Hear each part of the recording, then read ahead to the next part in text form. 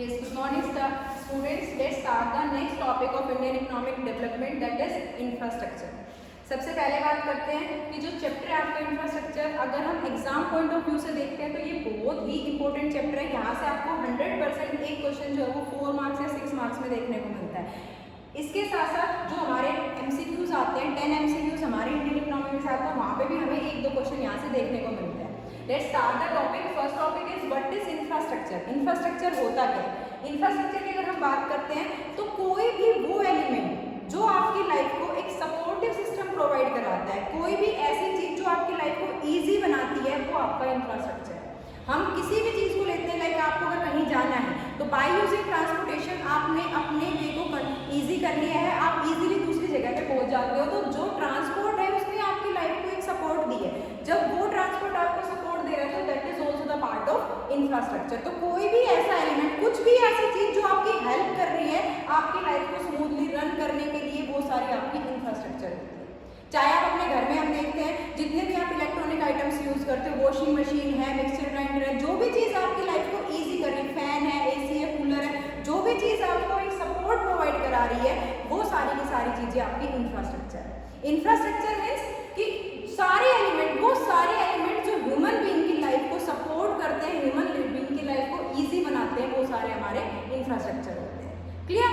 Now next topic is types of infrastructure. जब हम types of infrastructure की बात करते हैं तो यहाँ पे हम 2 टाइप के इंफ्रास्ट्रक्चर होते हैं हमारे, एक इकोनॉमिक इंफ्रास्ट्रक्चर होते हैं और एक सोशल इंफ्रास्ट्रक्चर होते हैं। जो इकोनॉमिक इंफ्रास्ट्रक्चर होते हैं वो क्या होते हैं? इसमें हम उन सारे एलिमेंट्स को इंक्लूड करते हैं जिनका यूज हम प्रोडक्शन एक्टिविटी में करते हैं। वो सारी चीजें जो प्रोडक्शन करने के दौरान हमें हेल्प करती है, या जो ऐसी एक्टिविटी जो इकोनॉमिक एक्टिविटी है जो फॉर अर्निंग मनी होती है, तो उसमें जो चीजें हमें प्रोवाइड, हमारे लिए बेनिफिट प्रोवाइड कराती है, हमें हेल्प करती है, वो सारी इकोनॉमिक इंफ्रास्ट्रक्चर होती है। लाइक आपका ट्रांसपोर्ट हो गया, एनर्जी हो गया, तो ये सारी चीजें क्या है, ये ऐसी चीज से अगर हम उनका यूज करते हैं तो वहां से कुछ ना कुछ प्रोडक्शन एक्टिविटी आती है, कोई ना कोई इकोनॉमिक एक्टिविटी आती है, और कहीं ना कहीं हम वहाँ पे पैसे कमाने के लिए वो सारे काम कर रहे हैं। तो इकोनॉमिक इंफ्रास्ट्रक्चर में हम उन सारे एलिमेंट्स को इंक्लूड करते हैं जो सपोर्ट तो प्रोवाइड कराते हैं, साथ के साथ कुछ ना कुछ इनकम जनरेट भी करते हैं, क्योंकि इकोनॉमिक वर्ड हमेशा फाइनेंस को डिनोट करता है। तो यहाँ पे सारी चीजें बोलेंगे हम जो हेल्प भी करेगी प्रोडक्शन एक्टिविटी में, साथ के साथ इनकम जनरेशन में भी हेल्प करेगी। लाइक आपका इलेक्ट्रिसिटी हो गया, एनर्जी हो गया, जो भी आपका ट्रांसपोर्ट हो गया, कम्युनिकेशन हो गया। हम ट्रांसपोर्ट की अगर हम बात करते हैं तो जितने भी गवर्नमेंट लाइक इंडियन रेलवे एक वे ऑफ ट्रांसपोर्ट है जिसके थ्रू हम one place to another place move करते हैं। तो उसने हमें सपोर्ट तो किया है, बट साथ के साथ ऐसा नहीं कि इंडियन रेलवे हमें फ्री में सब कहीं लेके जा रहा है, उसके लिए वो हमसे पैसे लेते हैं किराए के। तो वो जो है वो क्या कर रहा है, वो एक इकोनॉमिक एक्टिविटी कर रहा है, सपोर्ट भी दे रहा है, साथ के साथ वहां से इनकम जनरेशन भी कर रहा है। तो ऐसे सारे एलिमेंट्स जो सपोर्ट के साथ साथ इनकम भी जनरेट करेंगे, जो सपोर्ट करने के साथ साथ कुछ ना कुछ बेनिफिट भी देंगे, नेशनल इनकम में कोई ना कोई कॉन्ट्रीब्यूशन भी देंगे, वो आपका इकोनॉमिक इंफ्रास्ट्रक्चर होता है।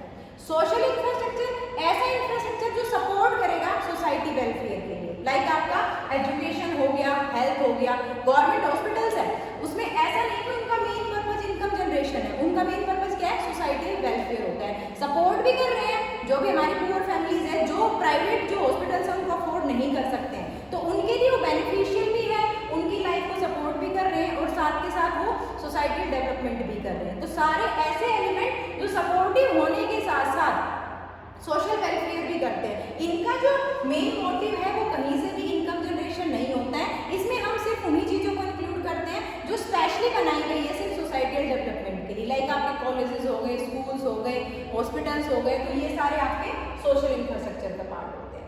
क्लियर?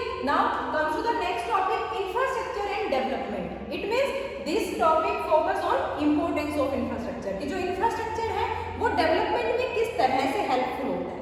अगर हम इसकी बात करें तो first topic is infrastructure promotes productivity. Infrastructure जो है वो प्रोडक्टिविटी को प्रमोट करता है, प्रोडक्टिविटी को मतलब प्रोडक्शन को इंक्रीज करता है।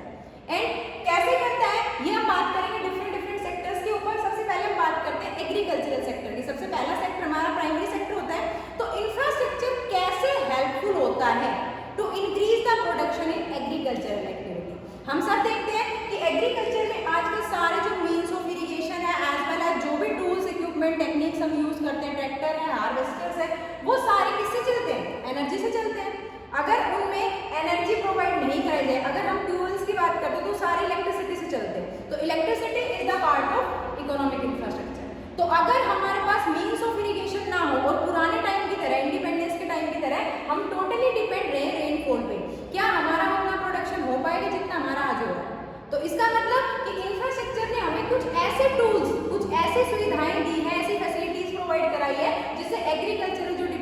है, जो एग्रीकल्चरल सेक्टर है वो हमारा प्रमोट हुआ है और उसमें जो प्रोडक्शन है वो हमारा इंक्रीज हुआ है।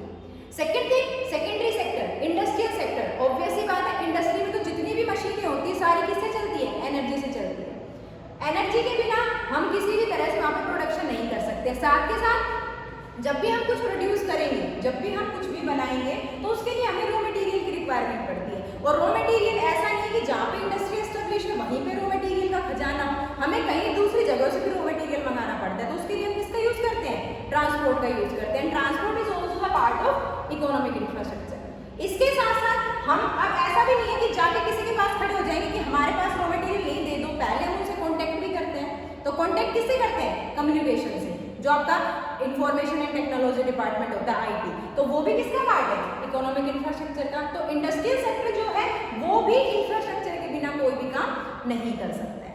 Next thing, tertiary sector. Tertiary sector में हम सर्विस सेक्टर को इंक्लूड करें, जिसमें आपका बैंकिंग, इंश्योरेंस, ये सारी चीजें आती है। टीचिंग है, बैंकिंग है, इंश्योरेंस है, और ये सारी चीजें भी इंफ्रास्ट्रक्चर के बिना हमारी क्या है? यूजलेस है। तो अगर हम इकोनॉमी के किसी भी सेक्टर की बात करें तो हर एक सेक्टर में जो इंफ्रास्ट्रक्चर है वो प्रोडक्टिविटी को क्या करता है? इंप्रूव करता है, इंक्रीज करता है। ये हमें वो सारी फैसिलिटीज, वो सारे सपोर्टिव आइटम्स, एलिमेंट्स प्रोवाइड कराता है, जिससे हमारा जो प्रोडक्शन का लेवल है वो क्या हो जाता है? इंप्रूव हो जाता है। Clear? Now next time is infrastructure induces investment. हमने मैक्रो में पढ़ा था इन्वेस्टमेंट इंड्यूसेस और ऑटोनोमस, दो होते हैं। ऑटोनोमस कौन से होते हैं? जो जनरली गवर्नमेंट करती है और जो पूरे साल सेम लेवल पे चलते हैं, प्रॉफिट के साथ उसका कोई भी लिंक नहीं होता। जनरल सी बात, अगर हम इन्वेस्टमेंट की बात करते हैं अपनी लाइफ के ऊपर, तो हम क्या करते हैं कि अगर हमारा प्रॉफिट ज्यादा है तो हम इन्वेस्टमेंट को बढ़ा देंगे। अगर शॉप हमें अच्छी कमाई करके दे तो हम शॉप को बढ़ा देते हैं, और अगर शॉप से हमें कमाई अच्छी नहीं हो रही तो उसको हम क्या कर देते हैं?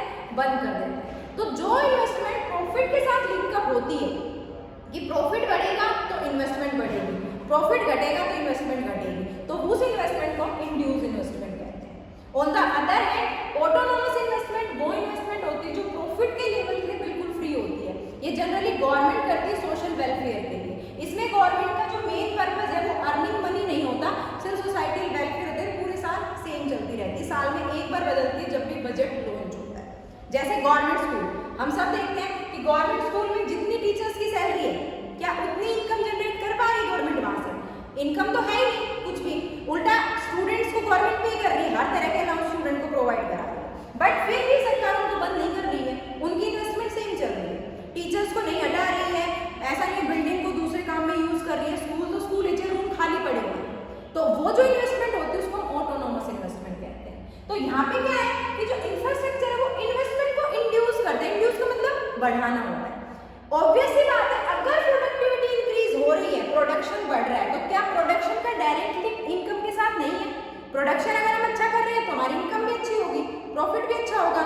अगर मेरी मशीन पहले 100 यूनिट्स बना रही थी तो मेरे पास 3 मशीनें थी, अब मैंने प्रोडक्शन को इंप्रूव कर दिया, वही उन्हीं में मैं ज्यादा हार्ड वर्क करके अच्छी टेक्निक का यूज करके 150 यूनिट्स बना रही हूँ, तो प्रोडक्टिविटी अगर मेरी बढ़ी है, पहले मैं 100 यूनिट्स बेच रही थी, अब मैं 150 यूनिट्स बेच रही हूँ, तो मेरी इनकम अगर बढ़ी है, तो क्या इनकम बढ़ने से मैं अपनी इन्वेस्टमेंट को इंप्रूव नहीं करूंगी? उसमें मैं क्या करूंगी? और नई मशीनें परचेज करूंगी, क्योंकि मुझे लग रहा है कि ये बिजनेस मुझे प्रमोट कर, ये बिजनेस मुझे अच्छा इनकम जनरेट करके दे रहा है। तो ऐसे कंडीशन में क्या होता है कि मैं अपने इन्वेस्टमेंट को बढ़ाऊंगी। तो जैसे ही प्रोडक्टिविटी बढ़ती है, प्रोडक्शन बढ़ता है, तो उससे जो भी प्रोड्यूसर्स होते हैं उनको इनकम जनरेशन के जो भी अपॉर्चुनिटीज होती हैं वो मिलती है, और उसके बेसिस पे वो क्या करते हैं? इंड्यूस इन्वेस्टमेंट करते हैं, इन्वेस्टमेंट को बढ़ा देते हैं। जितनी मशीनें उनके पास पहले थी, उनके बाद वो और भी मशीनें वहाँ पे परचेज करने लग जाते हैं। जो रॉ मटेरियल पहले यूज करते थे उससे ज़्यादा यूज करने लग जाते हैं। तो जो इंफ्रास्ट्रक्चर है वो कहीं ना कहीं इन्वेस्टमेंट को भी प्रमोट करता है, क्योंकि ये हेल्पफुल होता है इनकम जनरेशन में, इनकम को इंक्रीज करने में। और इनकम का इंक्रीज होना इन्वेस्टमेंट के साथ पॉजिटिवली रिलेटेड होता है। जैसे ही इनकम बढ़ती है तो इन्वेस्टमेंट के साथ साथ बढ़ती जाती है। कोई भी है दुकान को शॉपकीपर बंद कब करता है? जब दुकान में इनकम कम होती है। अगर दुकान में जनरली हमेशा इनकम बढ़ती रहे तो क्या उसकी इन्वेस्टमेंट इंड्यूस नहीं होगी? वो इन्वेस्टमेंट को भी क्या करता रहेगा? बढ़ाता रहेगा। Clear? Next one is generates linkage in production. Production linkage का मतलब क्या है कि ये एक लिंक होता है between the final producer and between the raw material supplier. Raw material किसी भी फाइनल प्रोड्यूसर के लिए, कोई भी ऐसा प्रोड्यूसर जो किसी भी प्रोडक्ट को बना रहा है, फाइनल तैयार कर रहा है, तो उसको उसके लिए रॉ मटेरियल की रिक्वायरमेंट पड़ेगी, लेबर की, जो भी फैक्टर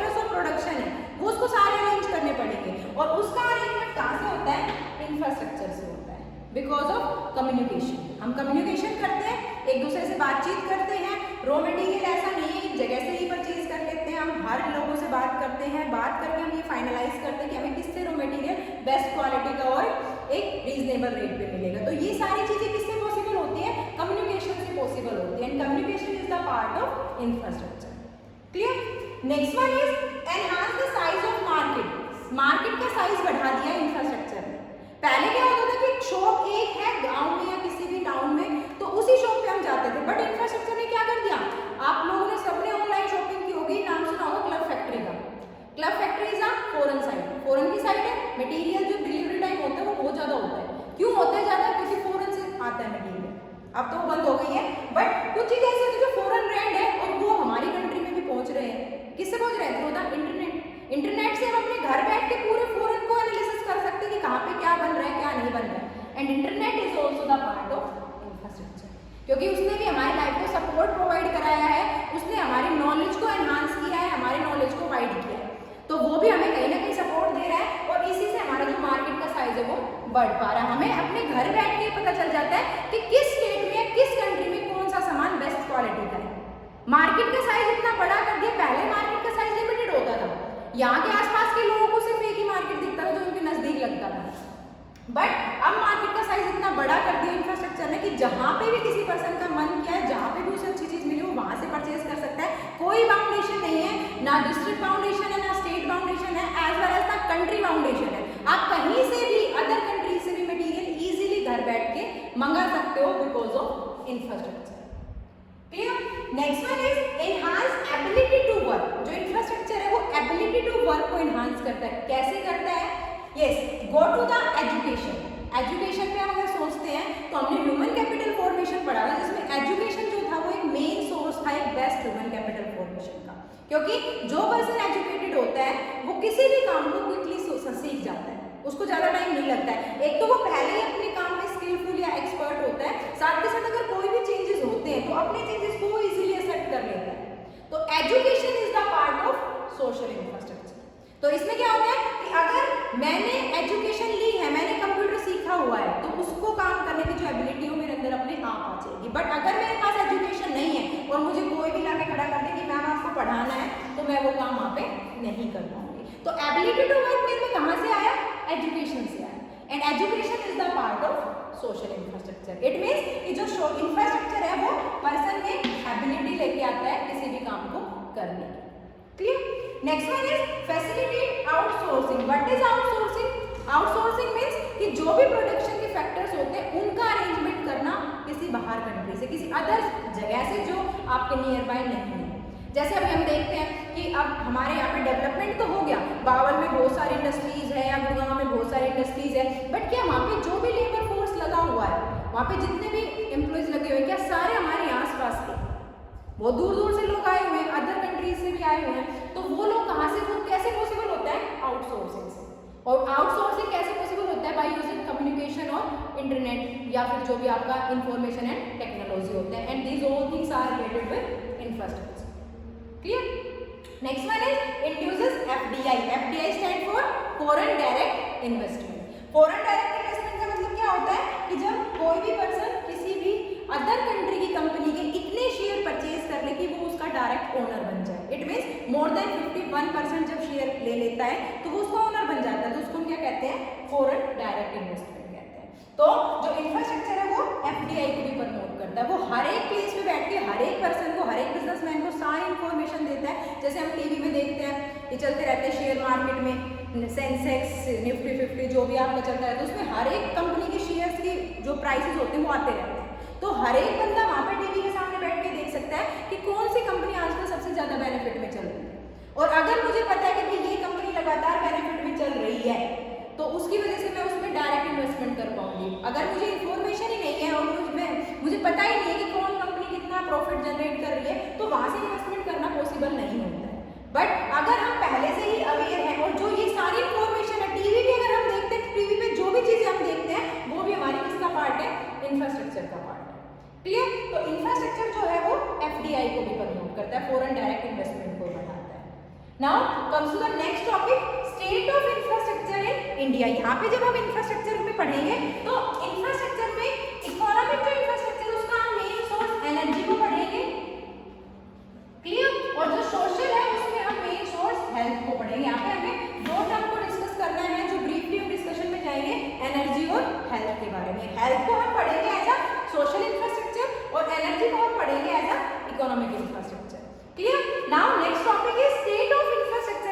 इंडिया। इंडिया में इंफ्रास्ट्रक्चर का क्या स्टेट है? सबसे पहले बात करते हैं एनर्जी के बारे में। क्लियर? एनर्जी में हमारे पास एनर्जी क्या है? एनर्जी एक मेन सोर्स है किसी भी प्रोडक्शन एक्टिविटी को चलाने के लिए। अगर हम कोई भी प्रोडक्शन एक्टिविटी कर रहे हैं, कुछ भी हम बना रहे हैं, तो एनर्जी जो है वो सबसे नेसेसरी एक कॉम्प्लीमेंट्री सोर्स है। कॉम्प्लीमेंट्री मतलब कि इसके बिना प्रोडक्शन पॉसिबल नहीं है। एनर्जी अगर नहीं है तो एनर्जी के बिना ना मशीनें चल सकती हैं, ना ट्रांसपोर्ट चल सकता है, ना कम्युनिकेशन के फोन मोबाइल कुछ नहीं चल सकते, ना इंटरनेट चल सकते हैं। तो एनर्जी जो है वो कॉम्प्लीमेंट्री है प्रोडक्शन का। अगर प्रोडक्शन करना है तो उसके लिए एनर्जी का होना बहुत ही ज्यादा नेसेसरी होता है। यहाँ पे हम एनर्जी के कुछ सोर्सेज के बारे में पढ़ेंगे। सबसे पहले commercial sources of energy. Commercial sources जिसका यूज हम कमर्शियल पर्पज के लिए करते हैं। कमर्शियल, कॉमर्स को पढ़ा होगा आपको 11th में, याद हो, commerce is equal to trade plus auxiliaries to trade पढ़ा था। तो जो कमर्शियल सोर्सेज है ये हमारे वो सोर्सेज होते हैं जिनका यूज हम कॉमर्स में करते हैं, ट्रेड में करते हैं, या फिर ऑक्सिलरीज टू ट्रेड में करते हैं। या तो हम बिजनेस में buying and selling, production, trade में हम सबको इंक्लूड करते हैं, या फिर हम उसका ऑक्सिलरीज टू ट्रेड में यूज करेंगे, ट्रांसपोर्ट है, वेयर हाउसिंग है, इन सारों में यूज करेंगे। तो वो एनर्जी जिसका यूज हम कमर्शियल पर्पस के लिए करते हैं, जिसका यूज हम ट्रेड या ऑक्सिलरीज टू ट्रेड के लिए करते हैं, उसको हम कमर्शियल सोर्सेज ऑफ एनर्जी कहते हैं। और इसमें हम जनरली किसको इंक्लूड करते हैं? कोयल, पेट्रोलियम एंड इलेक्ट्रिसिटी। क्लियर है? क्योंकि कोयल के यूज से बहुत सारी प्रोडक्शन एक्टिविटीज होती है, बहुत सारी मशीनें या ऐसे होती है, इससे हम पावर जनरेशन भी करते हैं। इंडिया में जनरली जो पावर जनरेशन था वो कोयल से ही किया जा रहा है आज के टाइम में। क्लियर है? देन नॉन कमर्शियल सोर्सेज जो कमर्शियल पर्पज के लिए नहीं है, लाइक आपका फायरवुड हो गया, क्लियर, काउडंग हो गया। तो ऐसी चीजें जो हम जनरली अपने घरों में यूज करते हैं, खाना बनाने के लिए गांव में, विलेजेस में यूज होता है, तो वो सारे हमारे नॉन कमर्शियल रिसोर्सेज होते हैं। इसमें हम फायरवुड, जो भी हमारा अदर नेचुरल वेस्टेज होता है, जो ट्रीज वगैरह कट करते हैं, तो उसका यूज जब हम कमर्शियल पर्पज से ना करते हुए हाउस होल्ड पर्पज से करते हैं, तो वो आपका नॉन कमर्शियल सोर्सेज होते हैं। Clear? Next one is conventional sources of energy. Conventional sources of energy वो सोर्सेज होते हैं जिसकी जान पहचान है, जिसके बारे में अवेयर हम एक लॉन्ग हिस्ट्री के बाद हुए हैं, जिनकी जो पहचान है वो एक लॉन्ग हिस्ट्री को साथ में लिए हुए, जिसका प्रोडक्शन अभी नहीं हुआ है करंट ईयर्स में, बहुत सालों साल पुराना है, तो वो हमारे कन्वेंशनल सोर्सेज ऑफ एनर्जी होते हैं। लाइक हम देखते हैं कोयल है, पेट्रोलियम है, आप देखते हो कितना डिगिंग करना पड़ता है, कितना खोदना पड़ता है, जब जाके हमें वो मिले हैं। तो ऐसा तो है नहीं कि उनको रिसेंटली ही दबाया गया है, वो एक लॉन्ग हिस्ट्री का पार्ट है। पता नहीं कब की चीजें थी, कब का मटीरियल था जो पूरी तरह से डिस्ट्रॉय होके और वो चीजें बन के प्रिपेयर हुई है। तो जो सोर्सेज एक लॉन्ग हिस्ट्री को साथ में लिए हुए हैं वो कन्वेंशनल सोर्सेज होते हैं। इसमें हमारा कोयल हो गया, आप सबको पता है कोयला खानों में मिलता है, माइनिंग के थ्रू निकाला जाता है, तो वो उन खानों में पता नहीं कब का है, कहाँ है, कुछ नहीं पता।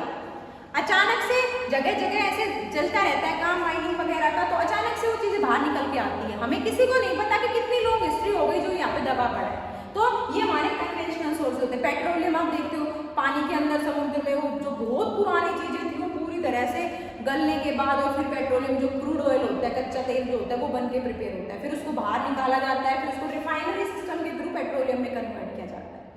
ठीक है? नेचुरल गैसेस जैसे हमारा जो जितनी भी हमारी ऐसी गैसेज है जो हमें नेचर से मिलती है, जिसका यूज हम किसी ना किसी तरह से प्रोडक्शन एक्टिविटीज में कर सकते हैं, जो फ्री ऑफ कॉस्ट एक तरह से हम ये कह सकते हैं नेचर से हमें मिल रही है नेचुरल गैसेज।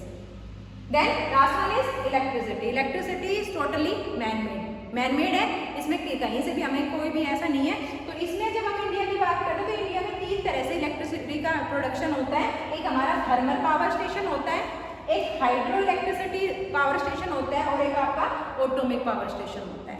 ट्रेडिशनल टाइम से इंडिया में जो बिजली बनाई जाती थी वो हाइड्रो इलेक्ट्रिसिटी बनाई जाती थी, और हाइड्रो इलेक्ट्रिसिटी में जब बिजली बनाई जाती थी तो उसमें यूज वाटर का होता था, पानी की हेल्प से हम बिजली बनाते थे।